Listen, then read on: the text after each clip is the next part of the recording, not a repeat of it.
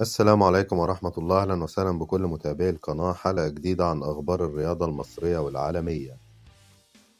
المنتخب المصري يفوز ب4 أهداف نظيفة على منتخب ملاوي ويتصدر ترتيب المجموعة ب9 نقاط. الاتحاد الأفريقي يخاطب النادي الأهلي لزيادة عدد تذاكر جمهور الهلال السوداني إلى 2500 تذكرة. مارسيل كولر يدرس الاستعانة بمحمد الضوي كريستو جناح الفريق في المباراة المقبلة أمام الهلال السوداني. كولر يرفض ضم أي لاعب أجنبي محترف في الدوري المصري بعدما تلقى عدة ترشيحات خلال الفترة الماضية من جانب لجنة التخطيط. بعثة الهلال السوداني تصل إلى القاهرة استعدادا لمواجهة الأهلي. مصدر من النادي الأهلي: لن يتم التعاقد مع حارس مرمى جديد للأهلي. الأهلي يمتلك 5 حراس مرمى وهناك اتجاه لإعارة حمزة علاء ومصطفى مخلوف لتجهيزهم للمستقبل. ويمتلك الأهلي أيضا محمد الشناوي وعلي لطفي ومصطفى شوبير وهم الأفضل في مصر حاليا. بعد تصريحاته الأخيرة، نادي الزمالك يتقدم بشكوى رسمية ضد خالد مرتجي أمين صندوق مجلس إدارة النادي الأهلي إلى وزارة الشباب والرياضة. تحديد موعد نهائي كأس مصر بين الأهلي وبيراميدز يوم 10 إبريل المقبل. المباراة ستقام على استاد القاهرة الدولي الساعة 9 مساء، وسيتم تحديد عدد الجماهير الحاضرة بالتنسيق مع الجهات الأمنية.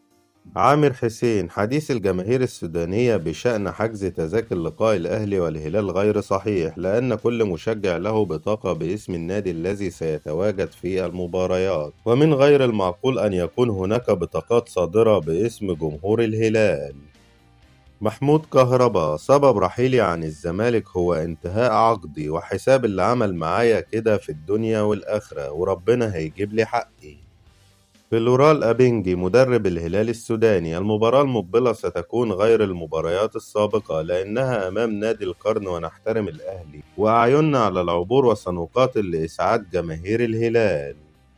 موكينا المدير الفني لصن داونز عن المفاوضات مع بيرسي تاو: لا يمكنني الحديث عن لاعب ليس موجودا في فريقي، ليس لدي الحق في الإدلاء بأي تصريحات عن تاو. أنا أحترم الأهلي وبيرسي تاو لاعب مميز وأعرفه جيدا وعلاقته به رائعة جدا. النادي الأهلي ينفي أي أنباء عن قيام الأهلي بصفقة تبادلية مع صن داونز الجنوب أفريقي بالتخلي عن بيرسي تاو لاعب الفريق والحصول على خدمات اللاعب بيتر شلاولي لاعب الفريق الجنوب أفريقي. أنباء عن غياب حارس الفريق السوداني أبو 20 وعدم لحاقه بمواجهة الأهلي بسبب الإصابة. بعد الخسارة المذلة أمام فاركو، تجميد مستحقات لاعبي الزمالك وخصم 30% من العقود، وإرجاء ملف التجديد لمحمد عواد بسبب مطالبه المالية الكبيرة.